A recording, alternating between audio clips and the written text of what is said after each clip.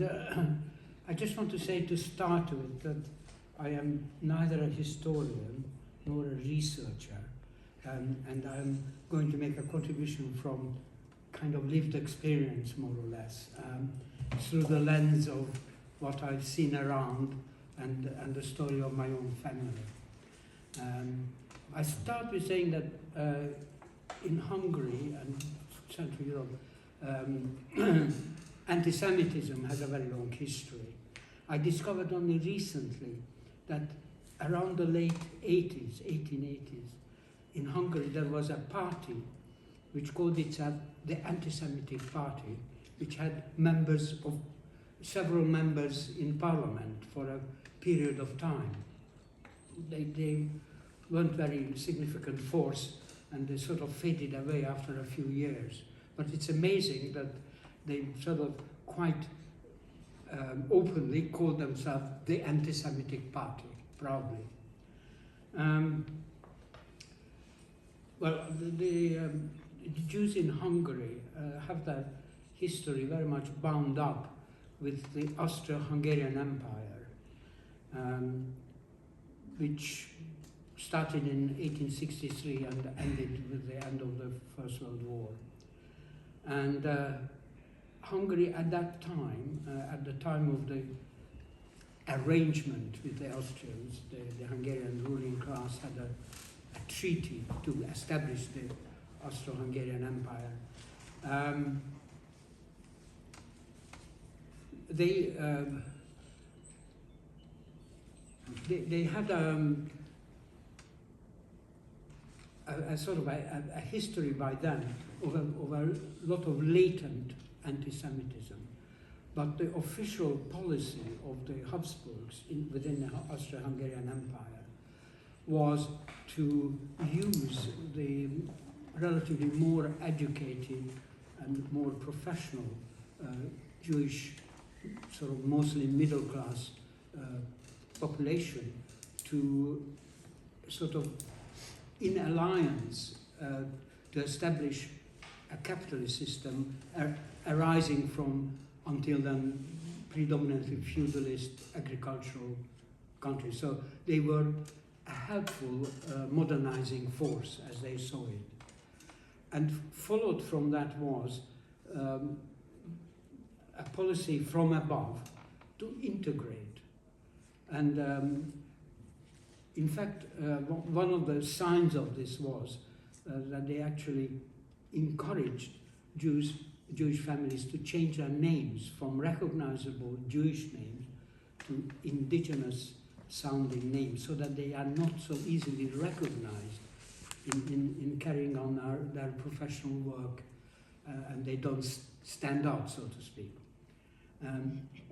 This was therefore just after the collapse of the Habsburg Empire, after the defeat in the First World War, that my father and uncle, then young men, sat down to follow this lead to find a new name. So they got a map out, and they looked at various good sounding places, and they decided on a name of a river, River Kapos.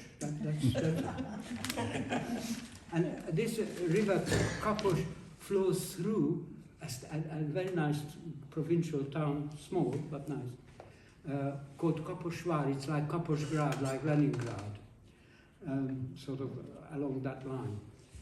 So I've never seen this river, but it's a miserable small river, unfortunately. I'm very annoyed with my father to have picked such a tiny river. But nonetheless decided that a couple of years ago when visiting Hungary to visit our river and our town. And I was taking my grandsons, two grandsons, on that trip a couple of years ago. And we agreed beforehand that we would go and do this trip because we were staying not very far from this town and river. When it came to it, they refused to come with me. And so I went on my own. And when I got to the town, I asked a taxi driver, please take me to the river Kapos. He said, you don't want to do that. He said, well, it hardly has any water in it this year. So, anyway, the town was great, and there was a wonderful museum of modern Hungarian painters' hometown, and so at least I saw the museum. Anyway, so that's the background.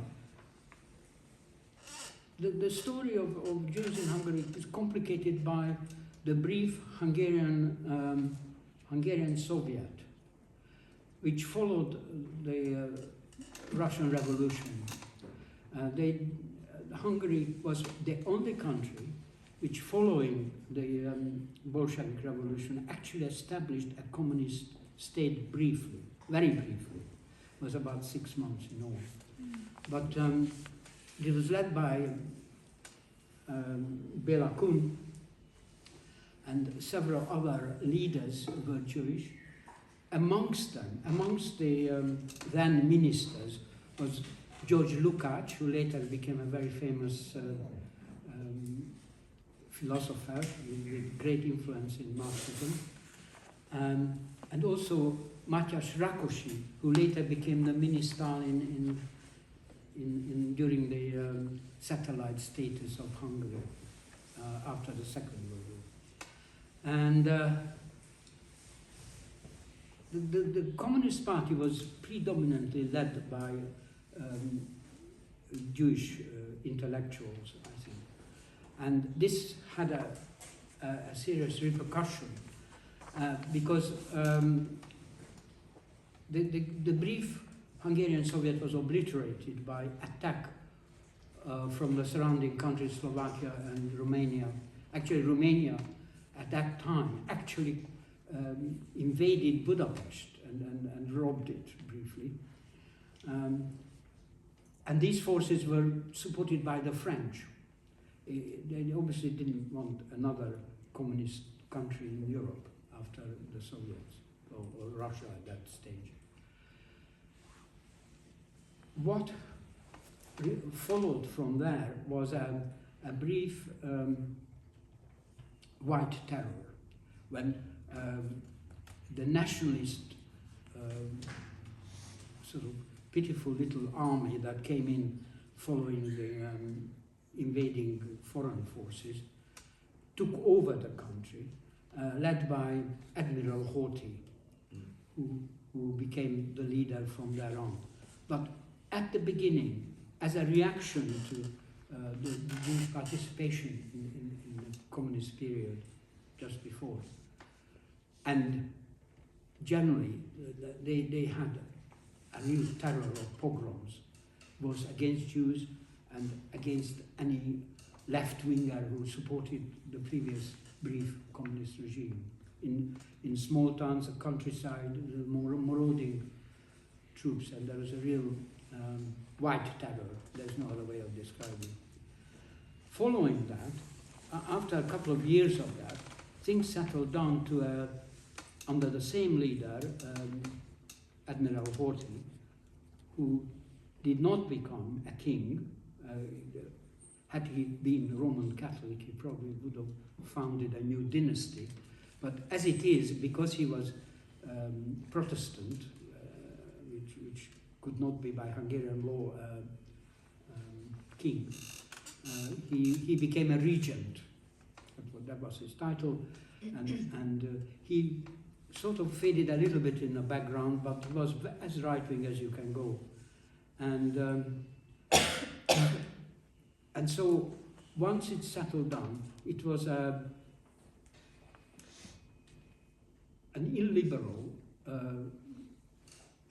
very autocratic state. The Communist Party was banned, the trade unions were suppressed to quite a large extent. And, but there were legal other parties allowed, like the Social Democrats and a few others, although they never came to power at all. It was mostly center-right parties who ruled. So that was a period between 1920s and right up till, say, the beginning of the Second World War. Now, during that time, during that time, the Hungarian Jews continued to be allowed to play a part. And my father, for example, became a doctor, and he was quite successful. Started as a GP, and then qualified later as a psychoanalyst. So there was a possibility of making a living, and quite a decent living and career, but socially, Jews were never accepted. And there was always a latent anti-Semitism. And then this became rapidly worse when, during the Second World War, Hitler came to a deal with the leader, Admiral Horthy, to return certain lost Hungarian territories against Hungary joining the attack on the Soviet Union under the attack Barbarossa. And the Hungarian army was not a very significant help.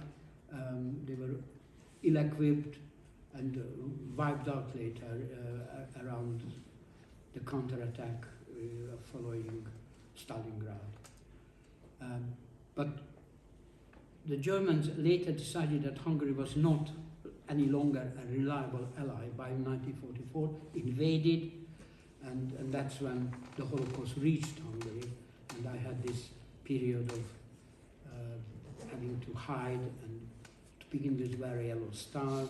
I was very briefly in a camp, which was a rather special camp, it's a story in itself, but mostly in hiding, and in double jeopardy, I would say, because as well as in the danger of discovery during hiding, there was also the front line going through us.